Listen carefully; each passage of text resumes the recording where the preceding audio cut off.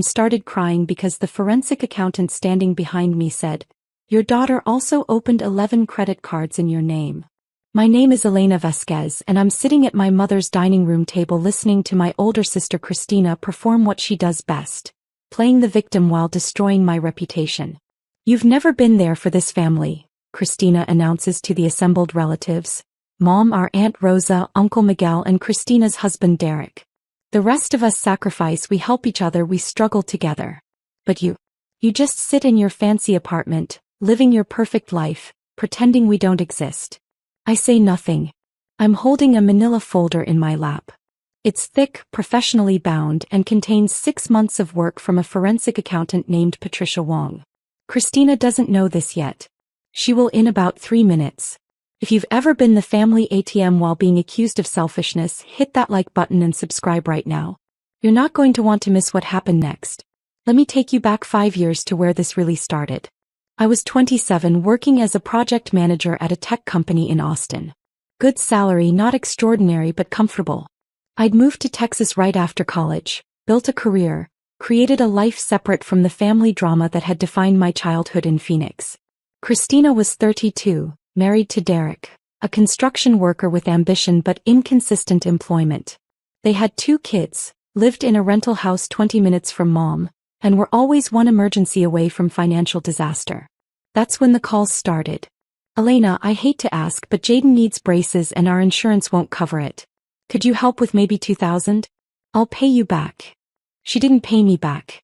"Elena, Derek's truck broke down and he needs it for work. Could you loan us $3,000? Just until his next job starts." She didn't pay that back either. "Elena, the landlord raised our rent and we're short this month. Could you cover the difference? Just $800. I promise this is the last time." It wasn't the last time. At first I told myself I was helping family. That's what you do, right? Christina was struggling, Mom was on a fixed income and I had the means to help. Felt like the right thing to do. But the requests never stopped. And they were always urgent, always presented as one-time emergencies, always accompanied by promises of repayment that never materialized. By 2019, I'd given Christina approximately $48,000. She'd repaid zero. That's when I made a decision. I set up a monthly payment. $3,200, transferred automatically on the 1st of every month to Christina's account. No more emergency calls. No more guilt trips. Just consistent, reliable support. "This is to help with rent, utilities, and kid expenses," I told Christina when I set it up. "I'm doing this because I love you and I want my niece and nephew to be stable. But this is it. No more emergency requests." "Oh my God, Elena, you're saving us," Christina said, crying. "I don't know how to thank you. Just use it for the kids and the bills. That's all I ask." For 6 months everything was fine. The money transferred. Christina posted on Facebook about how blessed she was. Life seemed stable. Then the request started again. "Elena, I know you're already helping, but Derek's mom is sick and we need to fly to Ohio. Could you cover the flights? Just $1,200. Elena, Sophia's school is doing a trip to Washington, D.C. and all her friends are going. We can't be the only family that can't afford it. Could you help with $900? Elena, our car needs new tires and we literally can't drive without them. Could you send $500? Every request came with justification. Every request came with guilt. Every request came with the implication that if I said no, I was selfish, uncaring, prioritizing myself over family. I said yes more often than I should have. By 2023, I'd given Christina approximately $245,000 over 4.5 years. The monthly payments alone totaled $173,000.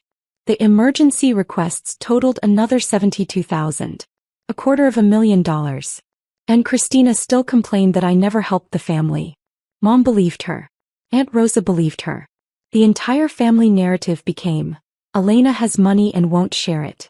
Christina and Derek are struggling while Elena lives selfishly in Texas. The breaking point came 6 months ago. I was visiting Phoenix for Mom's birthday. Family dinner, nothing fancy, just everyone gathering at Mom's house. Christina arrived late, making a dramatic entrance about how hard it was to get there because their car was falling apart and they couldn't afford repairs. I'd literally sent her $3,200 4 days earlier. Elena, Christina said, settling into her chair with a martyr's sigh. It must be nice to not have to worry about money. Some of us aren't so lucky. I looked at her. What do you mean? Just that you've always had it easy. Good job, no kids, no responsibilities. Meanwhile, Derek and I are drowning trying to provide for our family. Christina, I send you a little help here and there, I know. And I appreciate it. But it's not like you're really sacrificing anything. You still have your nice apartment, your new car, your vacations. My vacation that year had been 4 days in San Antonio. Hers had been 2 weeks in Cancun. I'd seen the Facebook photos. But I didn't say anything. I never said anything. That was my mistake. The lies got worse. Christina told Aunt Rosa that I'd refused to help with Jaden's medical bills. I'd paid $4,000 for those bills. She told Uncle Miguel that I'd missed Sophia's birthday because I couldn't be bothered. I'd sent a $500 gift and called from Texas to sing happy birthday. She was rewriting history, casting herself as the struggling single mother, despite being married, and me as the selfish sister who'd abandoned the family. Mom started believing it. Elena, I know you're busy with your career, but family should come first. Christina really needs more support right now. I was already sending Christina $38,400 a year. That's when I hired Patricia Wong. Patricia was a forensic accountant who specialized in financial exploitation cases. She'd been recommended by a friend who'd gone through something similar with a sibling. I need documentation, I told Patricia during our first meeting. Every dollar I've sent, every request, every promise of repayment. All of it. Do you suspect fraud? Patricia asked. I suspect I'm being lied about. I need proof of the truth. Patricia was thorough. She pulled bank records, transfer receipts, text message logs, Facebook messages, emails. She documented every transaction, categorized every expense, cross-referenced every claim Christina had made against actual evidence. Took her 3 months. What she found was worse than I'd imagined. Drop a comment and let me know where you're watching from tonight. The report was 147 pages long. Professional, detailed, devastating. Section 1. Financial support provided. Monthly transfers. $3,200 x 55 months equals $176,000. Emergency requests. 47 separate payments totaling $69,000. Direct payments to vendors. Medical, school, utilities $23,400. Total support provided. $245,000. Section 2. Repayment received. Total. $0. Section 3.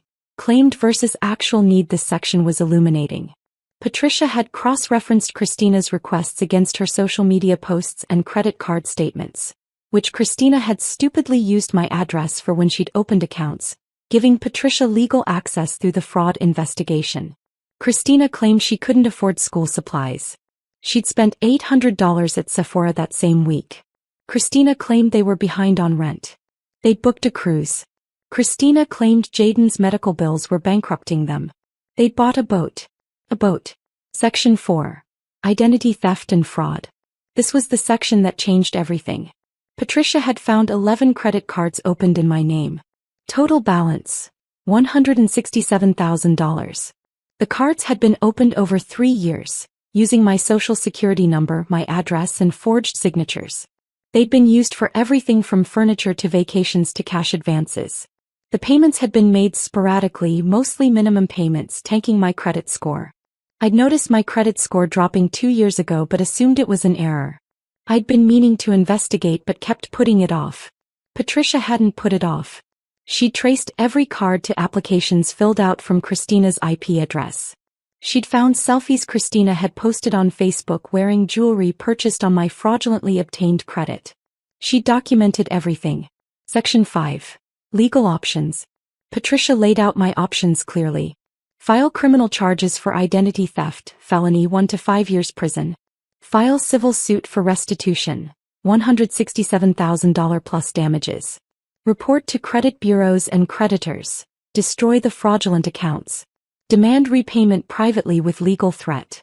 Cut contact and absorb the loss.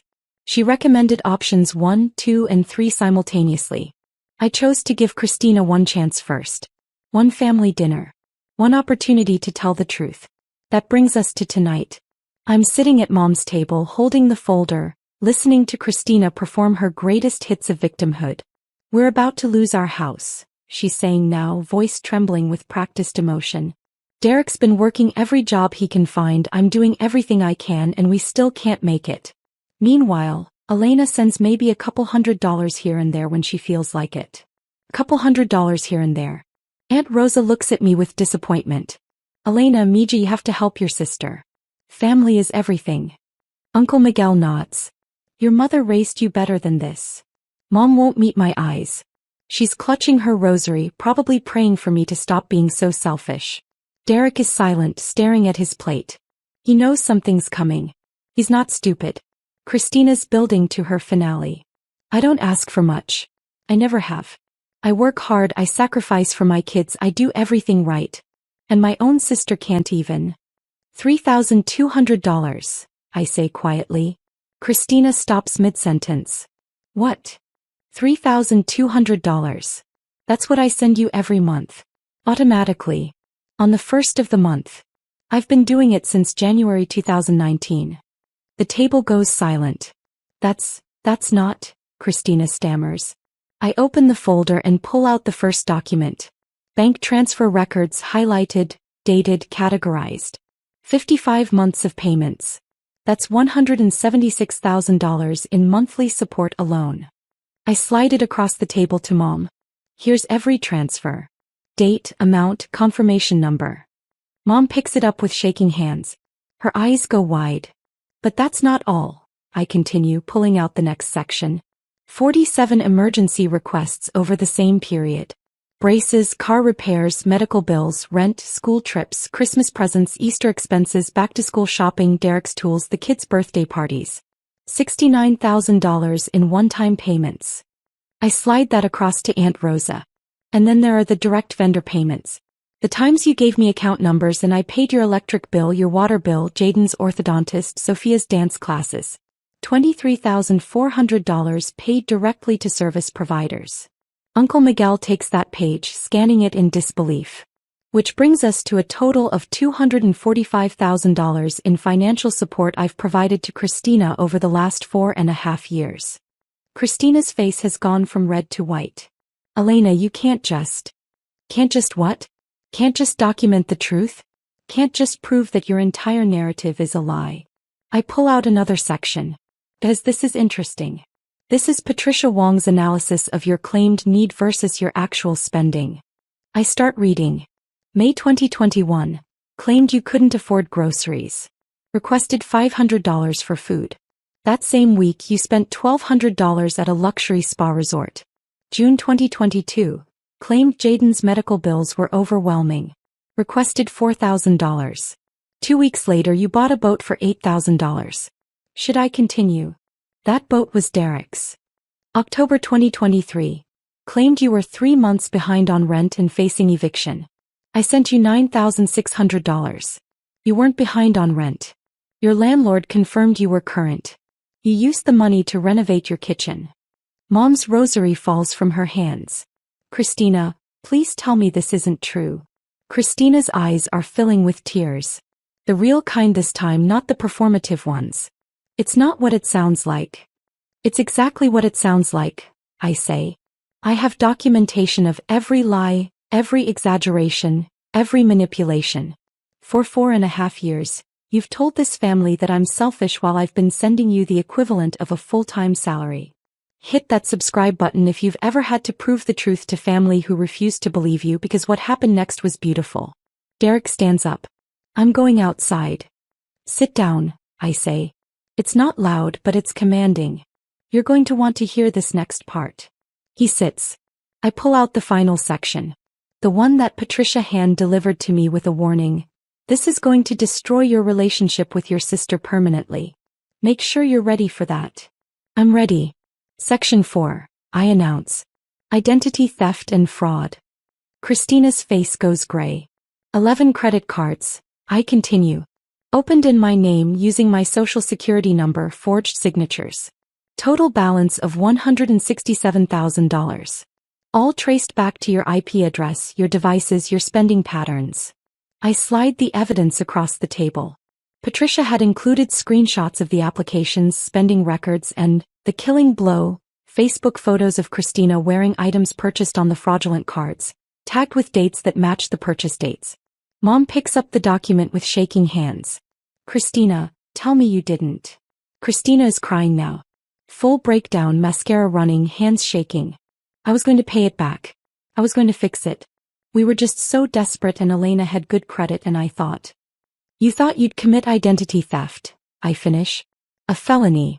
One that's destroyed my credit score, cost me a car loan I couldn't get last year, and has subjected me to collections calls for debts I didn't create. Aunt Rosa stands up. Elena Mija, she's your sister. Surely you can work this out. Work it out. I turn to her. She's stolen $167,000 from me. She spent 4.5 years telling everyone I'm selfish while I've been supporting her family with $250,000. She's lied to Mom, to you, to everyone. What exactly should I work out? Family forgives, Aunt Rosa says weakly. Family doesn't commit felonies against each other. There's a knock at the door. Everyone jumps. I stand up. That'll be Patricia. Who? Mom asks. Patricia Wong. The forensic accountant who prepared this report. She's here to witness this conversation and to serve as a professional third party for what happens next. I open the door. Patricia walks in, professional, in a gray suit, carrying a briefcase. She's 63, has testified in over 200 fraud cases, and doesn't suffer bullies. Good evening, Patricia says calmly. I'm Patricia Wong, certified forensic accountant. I've been hired by Ms. Vasquez to document and analyze her financial relationship with her sister Christina. She sets her briefcase on the table and opens it. I'm here to confirm that everything in this report is accurate and admissible as evidence in both criminal and civil proceedings. Derek's head drops into his hands. Patricia continues, her voice professional and devastating. In addition to the identity theft charges, which carry a potential sentence of 1 to 5 years in prison, I've also discovered evidence of wire fraud, the use of electronic transfers under false pretenses. That's a federal crime. Federal. Mom whispers. Yes, ma'am. When Ms. Christina Vasquez requested funds for purposes she knew to be false, claiming medical emergencies that didn't exist, rent arrears that weren't real, expenses that were fabricated, and received those funds via electronic transfer across state lines, that constitutes wire fraud. Christina is sobbing. Elena, please. Please don't do this. Think of Jaden and Sophia. I am thinking of them, I say quietly. I've been thinking of them for 4.5 years. That's why I sent the money. That's why I kept helping even when you never paid me back. That's why I stayed silent when you lied about me. So why now? Christina manages. Why are you doing this now? Because you couldn't stop lying. You had to make me the villain at every family gathering. You had to poison Mom against me.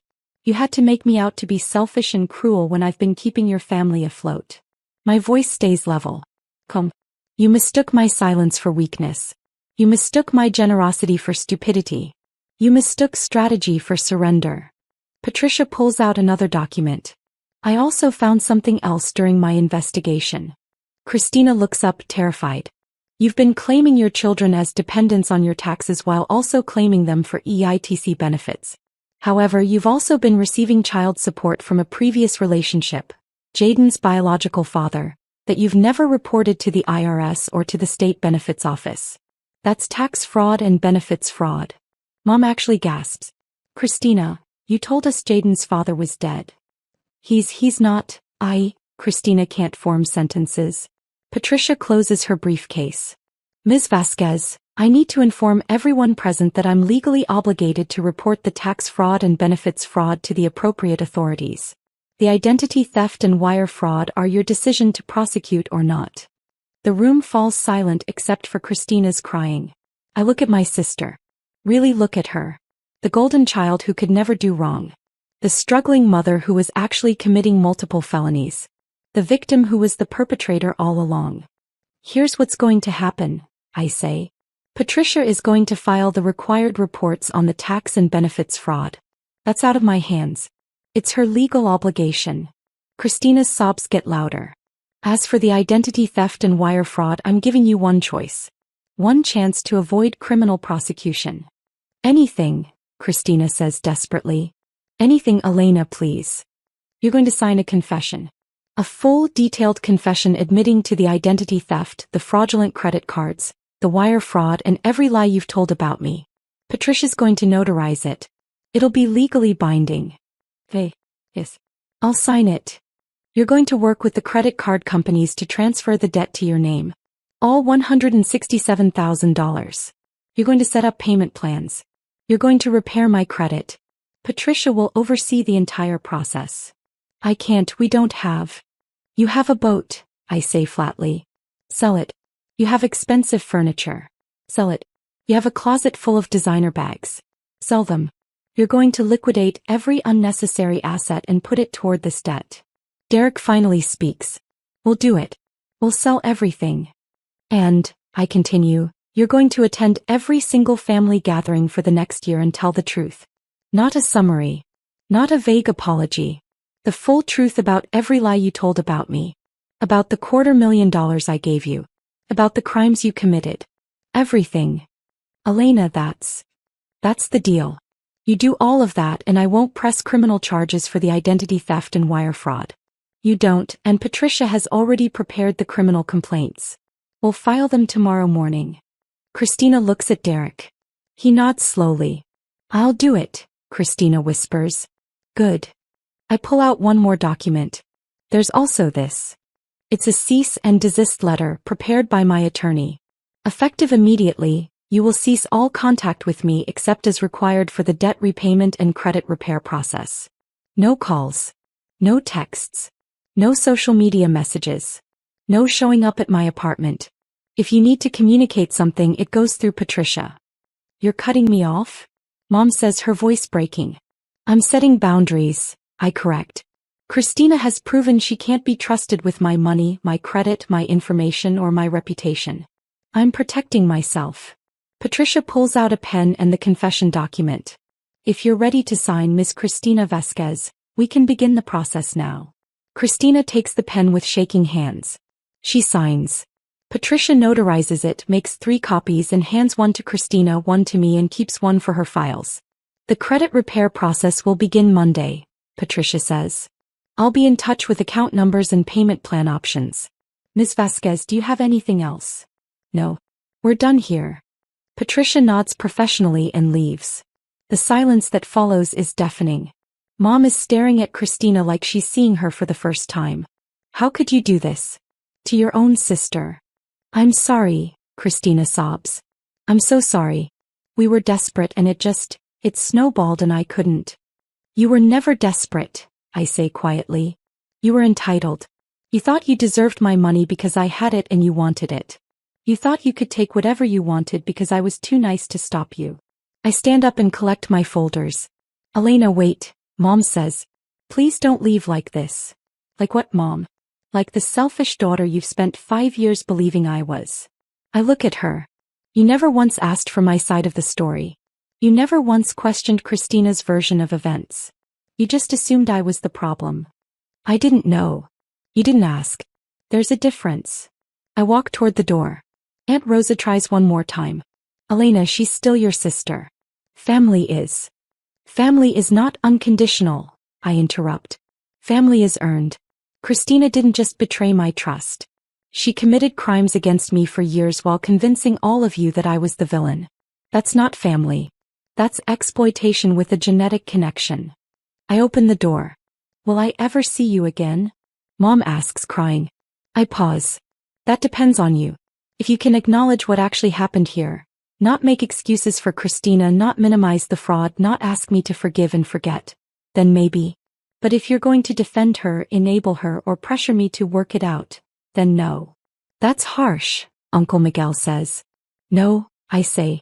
Harsh was committing $167,000 in identity theft. Harsh was lying about me for years. Harsh was destroying my credit while taking my money. What I'm doing.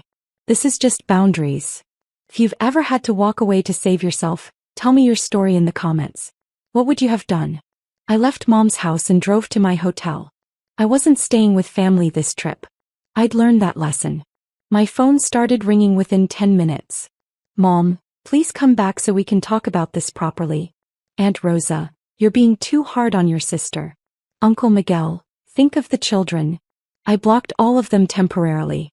I needed space. The only call I answered was from Derek 2 hours later. Elena, he said, his voice rough. I didn't know about all of it. The credit cards, the lies about you. I knew we were getting help from you, but I didn't know the extent, and I sure as hell didn't know about the fraud. Okay. I'm not making excuses for Christina. What she did was wrong. Unforgivable. He took a breath. But I'm going to make this right. The boat's already listed. I'm selling my truck and getting something cheaper. We're liquidating everything we can. Good. And I'm getting Christina into therapy. Real therapy. And probably marriage counseling for us because I don't know if we survive this. That's between you two. I know. I wanted you to know that I'm taking this seriously. The kids ask about you. They love their Aunt Elena. I don't want them to lose you because their mother's a criminal. That hit harder than I expected. Tell them I love them too. Tell them this has nothing to do with them. I will. And Elena? Thank you for not pressing charges. A lot of people would have. I still might if Christina doesn't follow through. She will. I'll make sure of it. He hung up. The next 3 months were a masterclass in consequences. Patricia filed the required reports on the tax and benefits fraud. The IRS launched an investigation. The State Benefits Office opened their own case. Christina hired a tax attorney and was negotiating a repayment plan that would take her 15 years to complete. The credit cards were being transferred to Christina's name one by one. Her credit score was destroyed. She'd never get a decent loan again. The boat sold. The furniture sold. The designer bags went to a consignment shop. Christina got a part-time job at Target to help with the debt payments. Derek took a second job. They downgraded their house, moving to a smaller rental to save money. And Christina attended family gatherings and told the truth. I didn't go to those gatherings, but Mom called me after each one. She told everyone about the credit cards. Mom said after the first one. About the lies. About all the money you gave her. Elena, I'm so ashamed I didn't believe you. Okay. Can you forgive me? Eventually. Not yet. It was honest. We were both trying. 6 months after the confrontation, Christina sent me a letter. Handwritten, 8 pages long. It started with, I don't expect you to read this. I don't expect you to forgive me. I just need to say it all in my own hands so maybe someday you'll know I actually understood what I did. She detailed every lie, every manipulation, every justification she told herself. She owned all of it. She didn't make excuses. She didn't blame Derek or the kids or financial pressure. I was entitled, she wrote. I grew up as the favorite and I learned that I could get away with things you couldn't. I learned that my problems were more important than yours. I learned that you would always give in eventually. And I used that. I exploited it. I exploited you. The last page said, I know I destroyed our relationship. I know you'll never trust me again. I know I don't deserve forgiveness. But I want you to know that I'm changing. Not for you, I don't have the right to ask anything of you. For myself. For my kids. For Derek, who deserves a better wife than a criminal. I'm in therapy 3 times a week. I'm working 2 jobs. I'm paying back every cent even if it takes decades. Not because of the legal threat. Because it's right. You taught me what integrity looks like by having it when I had none. Thank you for that. Even if you hate me forever, thank you. I cried reading it. Not forgiving tears. Grief tears. For the sister I'd never really had. For the relationship that was built on lies. For the family that had believed those lies. But I also felt something like hope. Not for reconciliation. For her. For the possibility that she might actually become someone worth knowing. I didn't respond to the letter. Not yet. Maybe someday. A year after the confrontation, I had coffee with Mom. Just the 2 of us. She flew to Austin, insisted on staying at a hotel, was careful with every word. I failed you, she said. I enabled Christina's worst behaviors since she was a child. I made excuses for her. I expected you to be the responsible one, the one who gave and gave and gave while letting her take and take and take.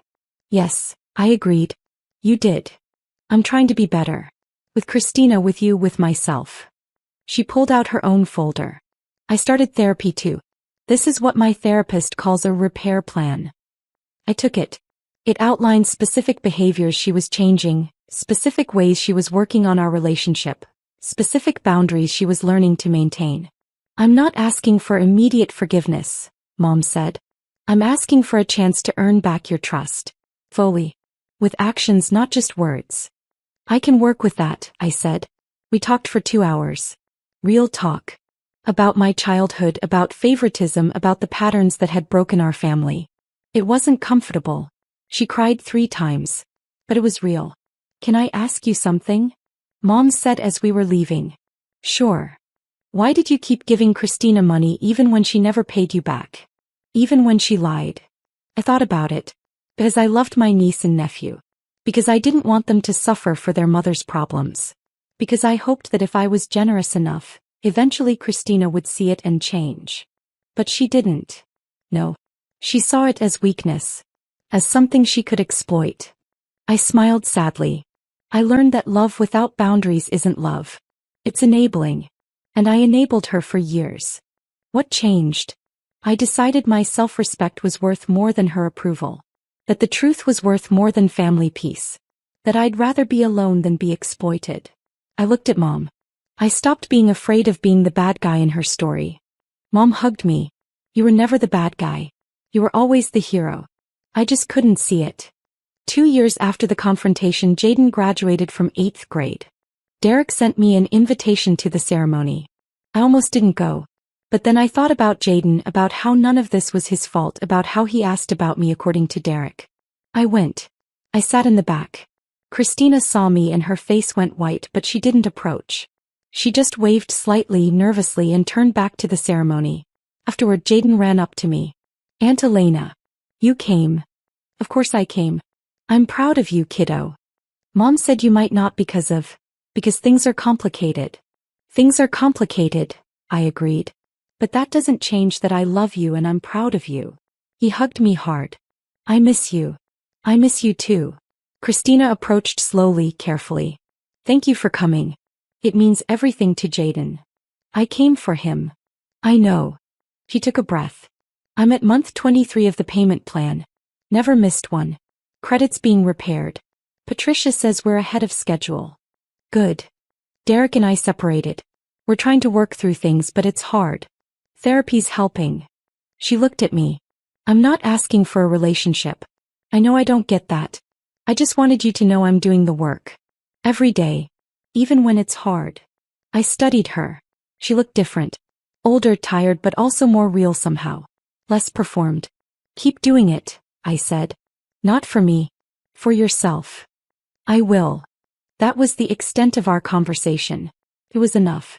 3 years after the confrontation, I'm sitting in my apartment in Austin with a glass of wine, looking at a letter that arrived today. It's from Patricia.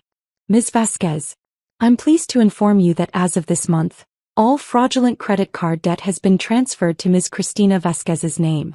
Your credit report has been fully cleared. Your score has been restored to 798, higher than it was before the fraud began. All payment plans are being met on schedule.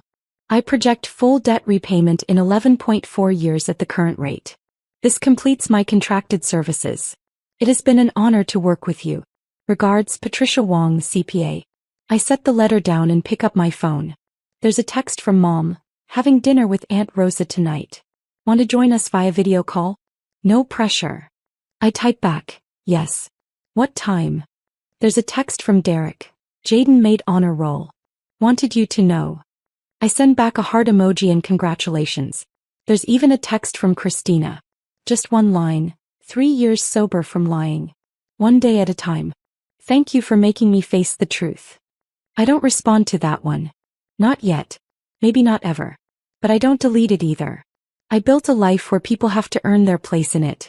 Where boundaries are respected. Where the truth matters more than comfort. I lost a sister I never really had. I almost lost a mother. I definitely lost the fantasy of a perfect family. But I gained something more valuable. My self-respect. My truth. My freedom from exploitation. Paper beats promises every single time. And sometimes the family scapegoat turns out to be the only one who understood that love without boundaries isn't love at all. It's just another word for surrender. And I'm done surrendering.